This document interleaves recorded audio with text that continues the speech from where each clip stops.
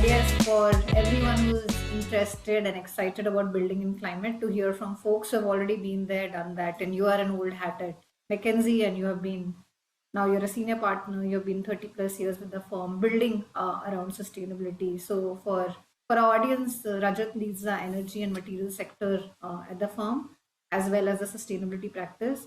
He also set up India's national solar mission. So if there are any founders who are building in the I solar should space, help. I helped set up. I did not health set up. setup, yes. So I correct that there is attribution to health setup, and of course, from last year, Rajat, when the firm and you sort of put out decarbonizing India and a pathway for sustainable growth, it's already been 6 months. A lot has happened in the country. We as Avaana are seeing a lot of things happening on the ground in terms of technology startups building for climate and sustainability. So the idea for today's conversation was just to talk further and sort of double click and peel the layers to understand what's really happening, is enough happening, and what needs to happen to get to that mythical or real goal of 2070, whatever way we would like to put it. So that's where we'll get started, Rajat. And most of the audience today are founders mostly who are building in the climate space in the country, are researchers, academicians who are very passionate about climate and are thinking about various sectors within climate and what to build for. So I'll get started and start shooting questions straight off. I think the first is really 2070. What's your view at 2070? Should it be 2050? Should it be 2090? Where are we on our journey to 2070 and how do we get there? Just broad brush strokes and then we'll get deeper. So look, I think a few things that come to my mind on this question of 2070. I think the first thing is what matters is that there's a bookend. Right? And by the way, whether we get to net zero at 2070 or not, who knows? I mean, this 50 years away. I'll be dead for sure by then. I am others here, young people. We wish for your long life. Come on. Younger people on this call will still be around, so who knows, right? But the fact that there is a bookend gives us something to work towards. In the absence of that bookend, which was announced, when was it? About a year and a half ago. In the absence of that bookend, there wasn't a peg point to work with. So I think what is important is that. Now, look, if you look at our report, we have a scenario which we call the line of sight scenario, where we tried to say, look, can we get what are the elements of getting to net zero by 2070? We don't get to 2070. It's not like world may get to, India may get to net zero by 2070, but we just couldn't see it. It's obviously 50 years out. So at one level, it doesn't matter, right? Whether the date was 65 or 70 or 75, it doesn't matter. The fact that there is a date, I think, concentrates our minds. Now, it clearly cannot be 2050, right? Because in the world of common but differentiated responsibilities, where India has a lot of India to build and hasn't been responsible for a lot of the stock of carbon and methane that's up there, it's only appropriate that it not be 2050. Beyond that, it's okay. It's good. It's out there, and what it does is it actually hopefully gets us moving on a few things. So I think that's a fair point. I think 2050 is good for the Europe and US to follow. I think we should stick to our 2070 and frankly gives us a goal post, which is great. I think the key question is how will India's low carbon development journey look different from the rest of the world? We constantly get questioned around this, right? There is a path which the West follows, which is more mitigation. I think for us, it's more mitigation, adaptation, resilience. In your view, how does this all align with country's target? How are you seeing that sort of? No, I'm not even going to go to adaptation, right? Obviously, that's a very important topic by itself. But I'm just going to say that on the mitigation aspect itself, there is a huge difference between us and let's say certainly Europe, to some large extent the US. So if you take the G7, for example, and many other parts of the world, we are going to be different. We're going to be different because 75% of India of 2050 hasn't been built yet, right? So we're going to need 7, 8 times the steel, the number of steel plants that we have today. We're going to need 4x, 3x the amount of cement, number of cement plants that we have today. We're going to have many more roads. We're going to have 5x, 6x as many cars on the street as we today have. We're going to need that many more bridges. and so on, right? So this goes sector after sector. We're going to need much more. And so therefore, Europe's not in that position, right? So their steel plants haven't built, they haven't built a new steel plant in 20, 30 years. They've just been rebuilding what's there. So I think that's different. And what does that do? That gives us the opportunity for us to build wrong or build right. If we build wrong, then at some point of time, we could either be fighting the world and polluting the environment and leaving behind more legacy carbon, or we could be, hey, we built India right. In some ways, China is building China right. Not, I shouldn't say that, because obviously in the case of coal mines and steel and others, China has built China wrong, if I may say, within quotes. But if you look at, for example, last year, 27% of the cars sold in China were electric, right? So China is moving very quickly on clean technologies. So we have an opportunity in front of us, right? I mean, we are 15 years behind, or 20 years behind where China is today, right? And we're going to add capacities in these areas. Again, whatever has to be done for this decade is broadly done. We can tweak it a little bit here and there, but we can do things today as far as regulation is concerned, as far as technology absorption is concerned, as far as investments are concerned. We can do things today so that the next decade and the next decade we build India right. Absolutely. And that's what we're seeing in the startup world. We are seeing amazing examples of how you're thinking about building for the next 30, 40 years, and building smart versus building how it was built in the past. Uh, Thinking about sustainable journey and renewables and how they will play a key role, given you were also part of this and you helped set up the solar mission. How do you see the part renewables will play? Of course, it's cheaper now to deploy solar. Solar has become more sort of understandable. But how do you see general renewables play a role, and especially solar in this journey? I think maybe a good place to start is a bit of the journey, right? So, and we often forget the journey. I remember when we were helping Mr. Saran, who was the boy, set up the solar mission. This is in 2010 or thereabouts. The solar power was 15, 16, 17 rupees. And the only use case for solar power that was economic was substitution of diesel generation, predominantly in telecom towers. And which is where also, by the way, some of our companies originated. The current large renewables companies originated in some of that. So that was where so that's where we started, and a whole host of things happened. Of course, perhaps the most important driver was the fact that China expanded solar equipment capacities, modules, cells capacities dramatically. The costs of those dropped, the prices dropped.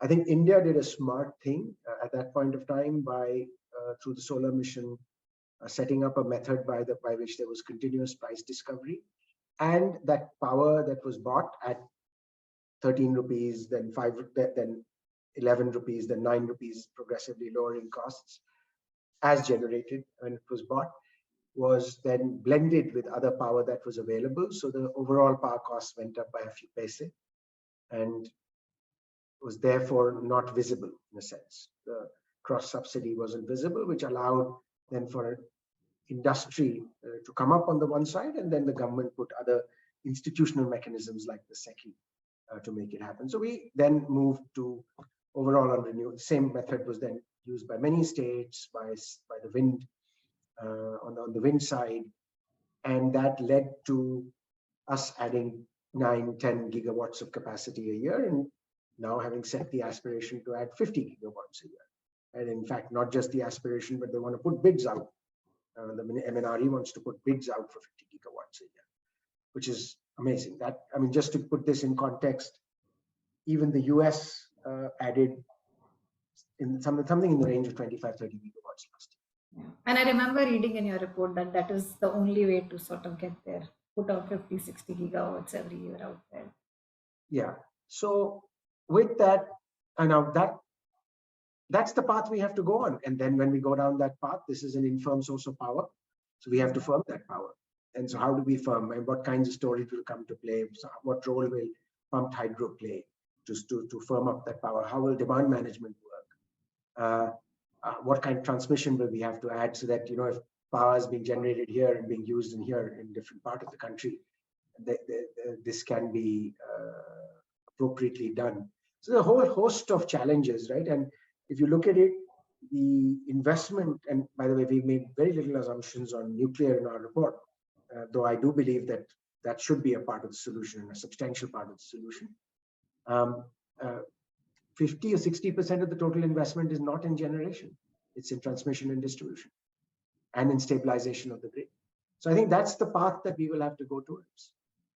Yeah. And maybe further sort of delving deeper, what is the role startups will play? What kind of startups you're seeing emerging? For example, we have invested in a rooftop solar play called Aram because we saw rooftop as a place where solar could be organized, we could do something. Are you seeing something? Is there anything for our startups here where they could think about ideas to go work in? Yeah, I mean, maybe let me start with the generic and the conceptual here to say that, look, this is a very different revolution from the digital revolution. The digital revolution was millions, tens of millions, maybe hundreds of millions in terms of investment. This starts at billions and ends up at trillions. So in the previous revolution, which we've seen in our working lifetimes, I think the startups had a very core and central role to play. Here, the startups will have to figure out what is their core and central role. So I certainly see two roles. I see the role of stimulating technology development and bringing that technology to market. I see a role, and then of course, some of those technologies with scale and, but the scale money, billions that have to get invested behind electrolyzers will have to come from somewhere else. They will not come from startups. They will not come from venture capital. They will not come probably from PE unless PEs expand by 10x, 100x. Which they may, by the way, the industry may also reshape itself. So I think that's one set of things that startups will do. The other sets of things that startups will do is provide the little bit of the nuts and bolts of the big machinery, right? So some elements of software, SaaS, some components, some widgets that kind of fit into this broad frame. This is how I think about it. So, and by the way, in the previous revolution, I personally invested in several colleagues of mine who were leaving McKinsey to do these startups in the digital world. I see much less of that possibly in this. So I think this is something to figure out for startups, right? The areas are immense, right? So if there's going to be a huge electrolyzer revolution, if there's going to be a huge battery revolution, there are going to be little bits and pieces of materials. But there's also going to be software, battery management systems, electrolyzer management systems. Where are the gaps where you as a startup can create some impact? So switching gears from renewables or energy to the other piece, I remember reading in your report, there were 4 key sectors you really pointed out: green hydrogen, there was nature-based solution. I forget the other one. I think there was one around circular materials. Has that view changed? Are you seeing or adding or deleting anything there? And what is India Incorporated doing in some of these areas? What are the things we can learn or take leaf from on the innovation curve? No, I don't think the areas are going to change, right? Because we know what generates carbon and we know what abates carbon. Of course, maybe in a 10-year period, views will shift. Like, for example, I'll give you an example of what we got wrong in the solar mission when we were helping with that, right? So at that time, but luckily the government also set up a very good mechanism to be agile. We said, first time when we put things down, we said, 20 gigawatts by 2020 sounds like a good aspiration, 20. But then somebody said, 20 gigawatts, we're at 15 megawatts in total for solar capacity. So we said, okay, fine, let's make it 20 gigawatts by 2022. It still sounds good. Anyway, that's just an aside. But we at that point of time said 50-50 as far as CSP and photovoltaic was concerned, right? But the mission was put in small pieces, right? So there was a phase 1, within that phase 1A, phase 1B. And then as price discovery happened and costs went down for PV, but did not go down for CSP, a lot of the investment shifted and attention shifted to PV. Nobody talks about CSP. No, 90% of people don't probably even know today what CSP stands for. But then in 2010, it was as competing a technology. Yeah. So I think the point I'm making here is this is going to be an uncertain world. We don't know which technologies will succeed, break through, and move forward. So I think for governments to be agile and to be able to accommodate shifts as they come, for us to learn as we move forward is going to be critically important. And I think startups have no trouble with that, being agile. So there's no lesson to be learned here for startups. But for the ecosystem to have the right sets of lessons is very, very, very important. And there are many things that are happening that we learn from, right? So for example, one of the things we look at in our report is that there's an implicit carbon tax, if you count for the excess taxation on transportation fuels in India, implicit carbon tax of $140 to $240 a ton, which is EU ETS, emission trading scheme, is at $80 to $100 a ton today. And it used to be at $20. Yeah. Right? So think about it, that in that context, we have $140 to $140 a ton. What does that mean? That means that battery-based vehicles are going to fly off the shelf if somebody can make them, and if somebody can make them without there being fires. And right, what I mean is right sets of products can come out, charging infrastructure can be made available, the upfront costs, which are higher, can be defrayed in some appropriate financing manner, and so on, right? So I think there will be these pockets where there'll be tailwinds of some sort, in this case caused by unintended regulation. Yeah. Or unintended finance raising by the government for the right sets of things, for food subsidies, for education, for health, and so on. Or explicit things like the 50 gigawatt push for renewables, right? If that happens, maybe there's going to be a large solar module and cell industry, and ingot industry, wafer industry that will come into place, right? And so as that happens, there'll be shifts that will occur. We can become a global supplier for this. We can be China plus one on some of those things. So there will be opportunities that will open up as things move. Yeah, and I think this budget, honestly, we heard green so many times. So there is that regulatory policy sort of push towards this, capital is being deployed, and that is one part. I think the other part of the puzzle is really India incorporated, right? So when we look at it from our lens, we say sustainability is the next digital, how India incorporated, innovated on digital. And I guess those who did not and were found sleeping at the wheel had to perish eventually. I think we are at a similar point, we feel, where corporates need to adopt sustainability in every part and parcel of their work. So given you talk, this is your bread and butter, right? You talk to every large industry, every large enterprise corporate out there. What are you seeing? What is pushing them? How are they thinking about in-house versus outsource innovation around sustainability? And how serious are they, or are we still maybe 5-10 years behind the curve? I mean, varies by company, but if I think about the stages of thinking, their first stage is compliance. Right? I mean, no, I have to report X, Y, and Z, or I have a CSR report or a sustainability report in which I have to talk about this and that and the other. I think that's the first stage. It's a very, very early stage. I would say pretty much all companies are thinking that. Boards ask questions, and so on. I think the other side of it is where people are reinventing themselves completely and saying, look, I'm going to sell this business and I'm going to buy a new business or create a completely new business in a different area, and I'm going to use cash flows from my core business to invest in a different direction. So I think, and there's every flavor of this. I think the ones that some are looking at this as a huge opportunity. There are big incumbents in industry X, automotive, for example. Can I use this as an opportunity to look around the corner and create a large position here, which I missed in the previous generation when this industry was created in India in the 90s, 80s and 90s, right? So I missed that opportunity. Can I grab it at this point in time, right? So I think there's a full range of thinkers. The way I see my job is to inspire leaders to move from the left to the right, from compliance thinking to saying, look, this is going to be the largest capital investment revolution or capital reallocation, certainly in my business lifetime, and perhaps in the last 70 years post World War II, but potentially after industrial revolution, in terms of the magnitude of capex shift that will happen. and the capital investment that has to occur. All of these are more capital intensive than the capex plus opex type industries, power plants, etc., etc. And so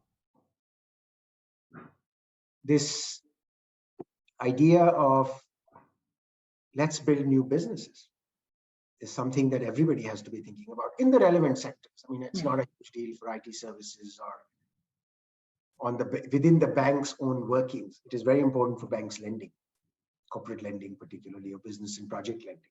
So, this is also a question of, it impacts only 30%, only sectors that comprise 30%, it impacts most sectors that comprise 30% of the world's GDP. Yeah. It doesn't impact everybody as much, right? It's not a top 5 issue, for example, for IT services company. Yeah. On the other hand, for some large emitters, this is a top 1 issue. Absolutely hard to abate industries. We need to think hard. So another question in there, and I think you're doing most of the hard work for us there by telling all the industries to adopt technology, because that's where our startups make money and scale. So that's a great thing. Please continue the good work. Tell them that they need to do it today versus tomorrow. But I think the other question is the other place where I and we as firm are seeing corporates becoming more sort of, other than compliance, is their supply chains, where, or industrial automation, where I think it started from industrial IoT, we moved to industry 4.2, and today's industry 5.2, where they're saying how can we make it resilient, sustainable, and digitized, right? It's also thinking about sustainability versus just digitization. A lot of it I'm seeing already in the West. I want to hear your view on what's happening in India. What are you seeing around industry 5.0, putting the climate lens in there in every industry? I mean, I think my answer is very similar to what I said, right? So already in the previous one, right? So if you look at just to sort of elaborate a little bit on the... No, but specific examples, right? For example, if I think of a packaging industry, consumer while is using the product, maybe consumer is thinking, do I need to use this plastic bottle every day? So some of these have more urgent need versus the others. And similarly, what COVID showed us, that supply chains are not resilient and they can be vulnerable, but also they need to be made resilient for the new world order, where they need to be more efficient, less climate impact, and everyone is thinking. So those are the 2 or 3 areas where I feel there is the immediate need to sort of think about future. In there, what are you seeing in terms of adoption versus compliance, guys? Okay, I'll do it for my compliance. No, so look, again, just to elaborate a little bit more on the range of compliance to complete portfolio shifts or creation of new businesses. In between also, there is the step of decarbonizing my own operations, right? And so I think a lot of companies are thinking about it, but they're also recognizing that most of the decarbonization, some of the new business build may not be in the money today. I mean, so for example, setting up a renewables company, renewables project can and often is in the money, right? While on the other hand, setting up a hydrogen facility and selling hydrogen on the open market, if there is one, is not in the money. There you need bilaterally somebody to pay for your high cost hydrogen, like we did in the case of solar power 13 years ago, 11 years, 12, 13 years ago. So I think the conversation here again varies widely, right? And it's very specific by sector on what is the opportunity, where is real money to be made or to be lost if there is a downside. And maybe one other point I'll make, and we can come back to discuss it a little bit further out, is the multiples are shifting for some of these hard to abate sectors, or not hard to abate, high emitting sectors, let me say. The multiples between the companies that are moving fast versus not are 3x different. So, I mean, I don't know if I'm answering your question, but maybe anecdotally. So I will put you on a spot here, maybe Rajat. Cement industry, when you talk to them, what are you seeing there? Steel industry, right? Each of these industry, because the idea of this is there something which there is a pain point, and tomorrow 5 startups could build in that space and create large companies? Look, in both these sectors, companies are struggling because these are hard to abate sectors, and yet they have no choice but to add capacity, because the capacity is needed today, tomorrow, yesterday. And the options for abatement either don't exist, or they are very expensive, and therefore they are not in the money. Take cement, for example, biomass. If they set up to use biomass in their plants, their worry is that I'll buy up all the biomass within 100 kilometers of where I am, and next year it'll be too expensive. More so than coal, which is my alternative, which gets substituted. So setting up supply chains for this, which keep the costs low and potentially keep the prices low for the cement sector, for the industry that's buying it and sets up the supply chain, is an idea. Right? You take, and then there are a whole host of esoteric ideas within the cement chain. So, for example, are there alternate materials that can be blended into the cement, which lead to the same outcomes? Yeah. And so people are looking for those materials. The obvious ones are fly ash and cement and steel slag, on which action is already happening. But it's not 100%. Can you move on that and make that happen? Maybe the big companies will make that happen, not the startups. New materials that the startups can blend into these cements, if there's technologies that are out there, right? That could be one. So I think there's a whole bunch of things there. In the steel side, in some of the large furnaces, can you blend new materials? Recently, there was a newspaper article where Tata Steel talked about the fact that they had used hydrogen as in their blast furnaces and done a large experiment to use hydrogen, and it had been successful. Like many of you may have read it. So helping companies perform experiments of that nature, because you're taking current equipment and abating carbon within that. Again, something like this, my question would always be, look, cost of hydrogen, given the cost of hydrogen, is this economic or not? And then thinking about what can you do to make it economic? Some of it may not be possible without appropriate regulation or blending mandates in this case. So I think there are ideas everywhere. There are problems to be solved everywhere. So both input and output, like you said, is where innovation will happen in this industry. Just to put a bug in the ear in some sense, what we see, say, within HUL or ITC or Marico or P&G, FMCG sectors, which are consumer-centric and consumer-first, we're seeing a lot of these innovation cells which are being put together. Let me experiment with the new range of products for the tomorrow's consumer who is thinking climate and sustainability. Are you seeing these innovation cells, innovation parks being set up out of some of these emitting industries where startups can leverage, or is there something we can do there to ensure that there is more adoption on the newer technologies, more research and development happen there? Okay, let me give you an orthogonal answer to this. I am not much of a believer that the consumer will pay a small proportion may, but in substance, the consumer will pay for this. Yeah. The fact of the matter, I think, is that this is going to be somewhat inflationary. Costs are going to go up, prices therefore have to go up. And the way this revolution will come about is at the B2B interface. What I mean by that is that a car maker, either by virtue of consumer push, or by virtue of regulator push, or by virtue of financier push, will set a target and say, I want 30% recycled material in my car by 2027, X date. And when enough car makers do that, then they go run around and look for that recycled material, either plastic or steel or glass or whatever it may be, right? That the car uses and the car maker uses to build a car.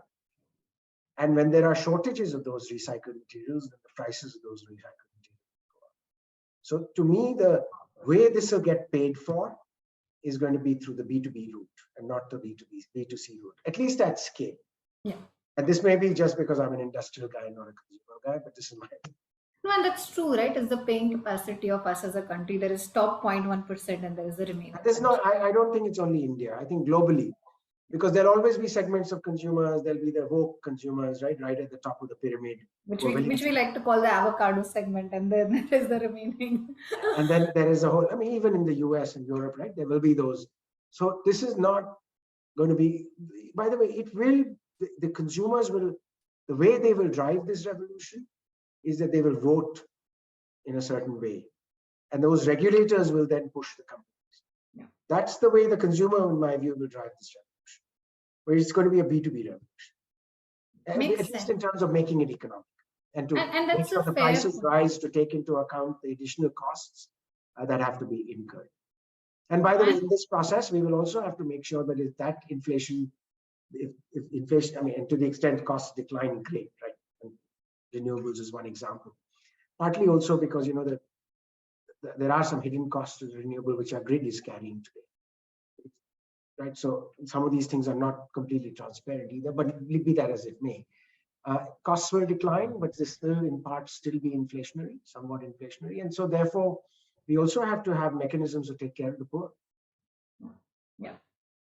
And that's a fair point. I think B2B is the way to sort of ensure mass adoption. And like you said, it starts with a regulatory push and then sort of everyone plays ball in some sense. We saw this with EV, right? Today, EV is a function of how the country sort of saw a lot of support in terms of subsidies, etc.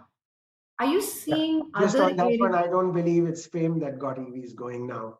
After having done my report, it's really the $140 to $240 which has gotten it going. Carbon Yeah, tax, that's the other way to look at it. But also, which if is I also see, a regulatory thing, right? So it's something that the government unintentionally has been yeah, doing because money had to be raised or financing had to be raised for whatever else the country needs to spend on. absolutely. And I think that's the question we have been pondering. Is we saw solar, we saw EV. A lot of it was a function of many parties, and you sit at this great cusp of regulatory and say you see industry bodies and everyone sort of working together. What are the other areas where if we see regulatory intervention, I guess our path to it's never easy, but our path to 2070 journey will look easy or more doable. What are the other areas where you think regulatory intervention needs to come in Oh, and I mean, push more? I think the regulatory load is very heavy. I think we need regulatory intervention in every area, right? So hydrogen needs blending mandates. Cement, if we really want to And do. Rajat, I would like you to double click because again, the idea is to incept some of this in a startup's mind that look, this might be coming your way and you need to start thinking ahead. So steel needs, if you want to do more recycled based steel, you need cheaper power. That needs regulation of a different kind. Hydrogen, as I said, needs a blending mandate to come into place, right? So some supply side subsidies, etc., have been announced under the mission, but there's a whole host of, I mean, it needs a aggregator of demand who's able to, like the in the case of solar that I talked about earlier, it needs to be an aggregator of demand so that it can be blended and the overall cost increase is not huge. So you can say this is a regulatory action. I think it is a regulatory action. I'm not quite sure industry can do it by itself, though they can try. Likewise, blending mandates on cement on a certain amount of use. And we already have, for example, EPR regulations on consumer product companies, for example, with regard to packaging. But the imposition, the whether those actually get implemented or not is that question. The way they get implemented, can people sidestep and pass those by? Today, for example, some of the regulations you can fulfill relatively easily by making sure that I mean, while you're the plastic that you're using is here, you collect somewhere else and take care of it, right? So I think regulation has a huge role to play across different areas. There are new products to be created for the grid, time of day pricing, which will lead to demand management and push demand down when renewable power is less available, or new products in power which will allow for paying huge amounts of power for every kilowatt hour that's generated when the grid is unstable or about to become unstable. And we should be willing to pay 100 rupees a unit at that point in time, right? So, but today it's impossible. So I think they're going to be but for that, there needs to be creation of some sorts of markets, a little bit of regulation changes there. So I think there's regulatory load is going to be quite heavy. Yeah. And are there few areas which are, say, more forward looking versus where still more work needs to be done? So if I was a founder and if I had a choice, first wave I should have done solar, second wave I should have done EV. And if you had to tell me what should I be focusing, maybe what are the two areas I should start building because it's coming our way? Yeah, so if you think about power as being the first wave, second being potentially EVs and batteries and the whole chain there, a third wave could be some forms of biofuel or biomass conversion. It could be around circularity, specifically metals, agri-produce, which also links back into biomass. So I think this could be a third wave. I can't see the money making thing there as much. There are some companies, but can you make money or not? But I suppose startups take that risk of entering early and finding ways of making money on these things. But these are the areas that I see upcoming. Got it. So I Natural also climate solutions. Yeah, and actually that's the other area I would love for you to double click and just share more as to what you are hearing, seeing. So again, repeating myself, the idea is to incept some ideas for people to think about, hey, go build in this space. Maybe this is huge, you haven't thought about it. And you might fail, which is okay, because as a startup, I think the chances are that you're taking that risk and it might give you rewards. Yeah. So what's your question again? In nature-based climate solutions, what are you seeing?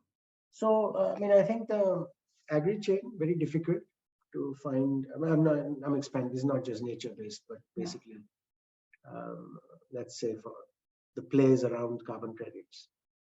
So projects around agri, projects around community, projects around forestry. I don't know how one would do it because a lot of that is highly regulated also in India.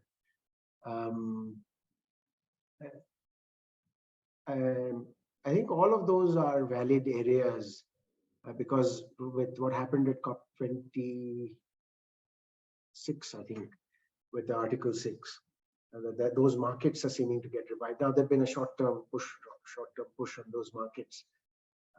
But this is also an area where startups have probably an easier role to play, because if you think about the total investment that will go into, which, as I said, adds up to trillions, the investment in this area is small. It's more skill intensive. It's more, maybe in some cases, technology intensive. So this is an area where startups perhaps have a more natural role to play than at the get-go.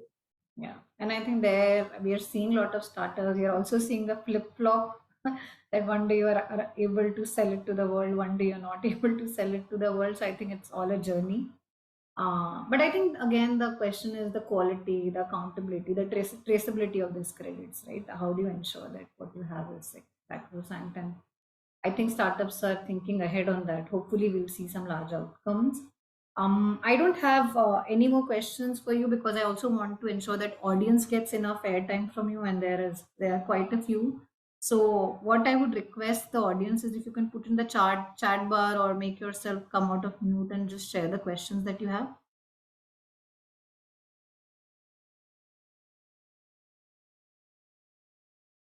Or raise your hand and then we can ask to unmute. I see Vikas here, so maybe he can ask me a question. Sorry, Vikas, to call you out.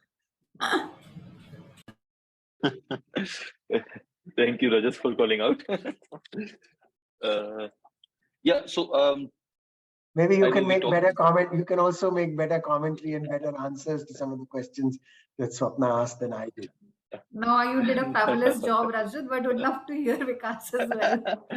No comments, Rajat. But I have a question specifically on, since we're touching quite a bit of green hydrogen and steel and cement. I see a clear linkage there, right? So the green hydrogen, what I've also seen, Indian government, there's a big push. Some of the large corporates and PSUs, they also have quite pushing on green hydrogen, green ammonia, blue ammonia, and so on. Right? How about the infrastructure itself? Yeah. So one thing is production, but this whole infrastructure, how you bring those production centers to the demand center. Yeah. And most of the green hydrogen will come probably on the west coast, from Rajasthan, let's say, all the way to Kerala. However, the demand center is more spread. Yeah. So how do you see that evolve? I'm going to come back and ask you a question back, but for a moment, just to focus on this question. So yes, infrastructure is an important thing. You talked about this, whether it's transmission infrastructure, in this case, whether it's the renewable power gets transmitted to Eastern India or it's gas that gets transmitted. More likely, it's hydrogen will probably be produced on site. So yes, infrastructure is very important. I think we're doing a reasonably good job in our power infrastructure. But again, having a clear sense of demand for what the demand is going to be for certain types of infrastructure. For example, you take a transition fuel like gas. We are short of gas. So therefore, we need infrastructure for LNG imports potentially. We need also ways of paying for that LNG imports because that gas is going to cost $12, $15. And that transition is not going to be economic. versus other alternate sources of fuels. So I think there are a whole host of things to be thought through with regard to infrastructure. The demand has to become clear. It's got to become economic somehow, probably through regulations. And then on top of that, the infrastructure has to get built, and the right kind of infrastructure, right choices have to be made there. But maybe, Vikas, let me also ask you one question, which I think Swapna asked me on the opportunity for startups. I kind of said that, look, one is innovation. The second is to find the nuts and bolts, and you seem to have found one of those. What do you think of that? See, whenever I have talked to some of these companies who are into decarbonization space and they want to decarbonize, particularly the hard to abate sectors. So few questions coming in their mind is around, first, I need transparency because there's a big regulatory push and also a customer push now. What is the transparency? Can I actually trace my carbon and so on? The second one is of course the cost that you touched upon. How do I make this in the money for some of these? One of the key levers that everyone is leaning towards is whole recycle, especially the steel industry and the aluminum and so on. Right?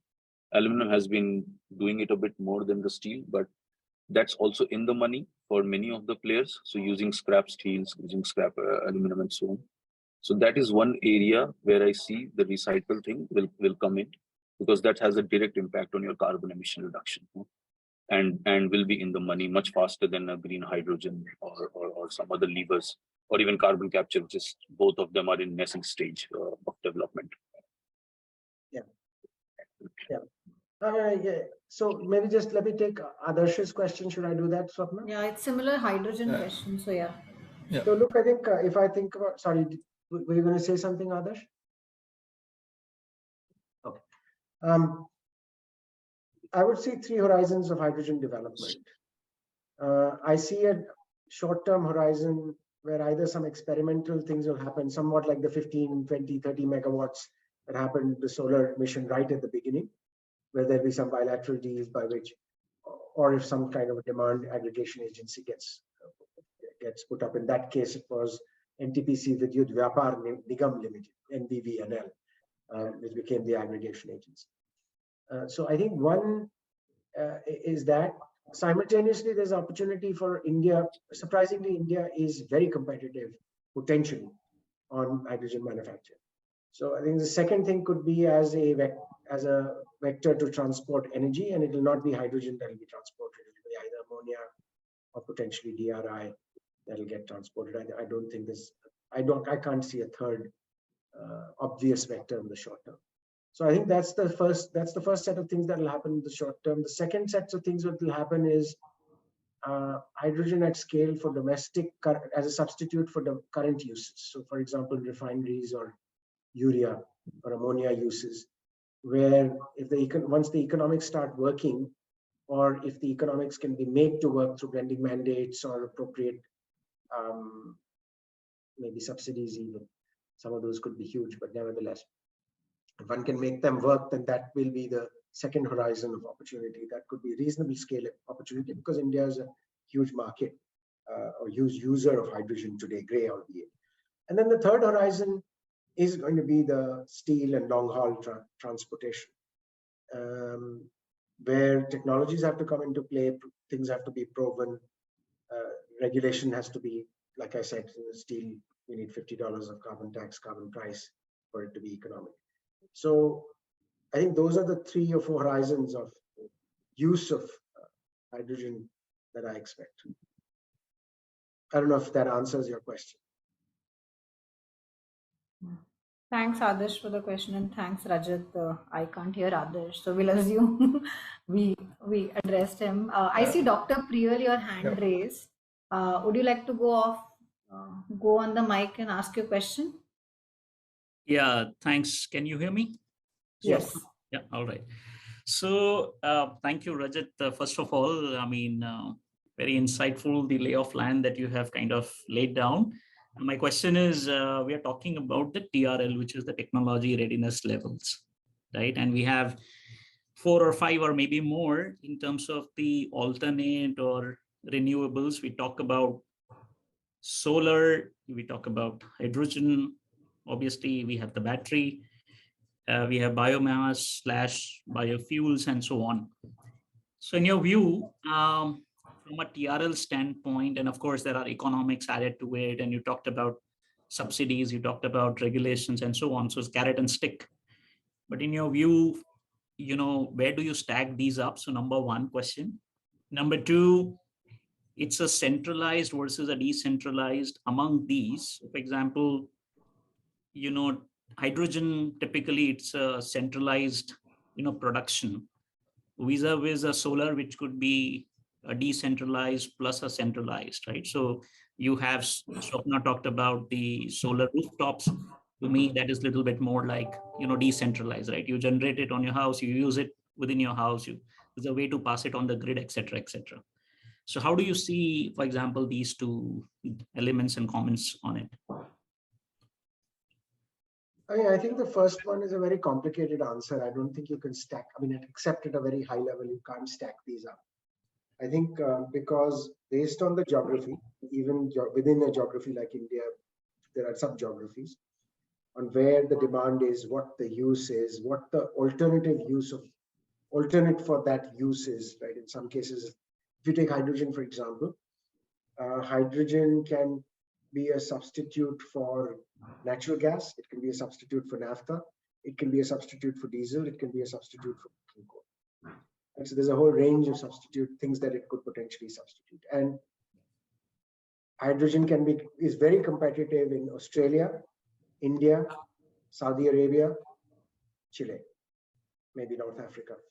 Right? So these are places where green hydrogen will be competitive, likely be competitive in making, right? So I think the God is in the detail here.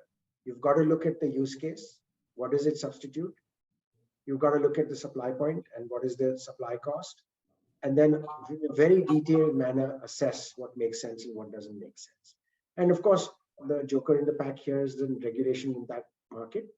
Another joker in the pack is bilateral deals. So there will be companies, for the sake of experimentation, who will buy very expensive hydrogen for 15-year deals, or will buy very expensive solar power, have bought very expensive solar power, 25-year deals, and they keep those deals, right? So, those will be additional jokers.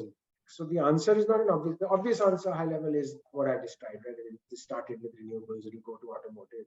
It'll move to biofuels. So that's the high level answer. But the God here is in the detail. So doing some very detailed economics on whatever it is that you set out to do as startups, and thinking through the demand and the demand's demand and the demand's demand and the supply and the supply is very important. Taking the end-to-end view of the chain and geographically. On the question of centralized versus decentralized, I don't know what. I don't have a real answer to this, right? So yeah, both of those will survive. The fact of the matter is that if you take something like rooftop generation, it's going to be a small proportion of the total installed capacity that we need, because the roofs aren't just enough. And I hope there are going to be fewer roofs, because we will also be land short as a country. And so if we are land short, then our urbanization should be vertical urbanization, which means that less roof for the purpose, right? So in general, I don't have a direct answer to this, right? It's horses for courses. If you have it, use it. Okay, one final, if Swapna allows. Please go ahead, and this will be the final then. Yeah, Rajat, you did mention, and I really like that point that India, by virtue of we didn't create the legacy carbon, or the methane, which is there in the atmosphere. It was more the industrialized nation. And of course, this is a tug of war going on where we say, hey, you subsidize for the technology, etc., etc. But of course, that also means that when we need so many infrastructural projects, when we have such a need of scaling up rapidly compared to other nations, isn't that an advantage where we say, hey, we are going to build 5 times, 6 times, the power, for example, for the cement or steel and so on and so forth, and we leapfrog from a tech standpoint. So the question is, where does the Indian industry stands today And when I say Indian industry, it could still be, the innovation does happen in the West, and we can, bring it, because they are not anyways going to use it. So they are going to export it to the countries like India. So isn't that, for example, a significant advantage? Or you are saying, yes, it is an advantage, but a lot of things is not in place for India to gain that real technological advantage of the situation? I mean, I think in some ways, I fully agree with what you've said, which is that India has to move in the direction of adopting these technologies early, pushing the costs down, because we do have the ability to push costs down. We can do frugal innovation. Right. We can build frugally. We can our plants are lower cost to build. If you take a refinery built in India, despite the fact that much of the equipment and a lot of the technology and catalysts and so on are imported, we can build a refinery at 70% the cost of somebody else building a refinery, maybe in the Middle East or in the US, or certainly in Europe, right? So I think these are all, we can re-engineer products to get them to be 25% lower cost, and then 25% more lower cost. And then we've done that with cars and many other products, right? We have that capability also because we have the engineering capability resident here in India. So I think India does have those advantages in addition to a scale market. India also has scale market, means we have demand for it's called solar equipment, for hydrogen equipment, for batteries. We will have demand of our own, which could be off scale. And so therefore, all of those things that you said are I fully agree with. And this is an opportunity for India. There's additionally China plus one that everybody's talking about from a manufacturing-based perspective. I think it's a huge opportunity. So to provide the arms, the ammunition to the armaments industry, or to be the provider of the spades to the gold miners, to the who are rushing towards the gold, I think is a huge opportunity. And by the way, that may be less capital intensive, more technology intensive, more capability intensive, and so therefore for startups to have a bigger play.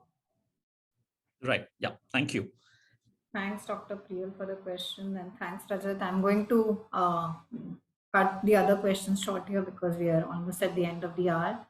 Rajat, as always, thanks for the insights and nuggets, and hopefully we'll see 2 or 3 good founders come out of this with the ideas you have sort of thrown out and the nuggets you've shared on what really is coming our way, what should we be building for, how do we really get to 2070? I think the answer that all of us are looking for is what can we do better to get to 2070? Wonderful. Thank you. And thank you so much for inviting me. Fun talking to you, and all the best to all of you founders. Make something big happen.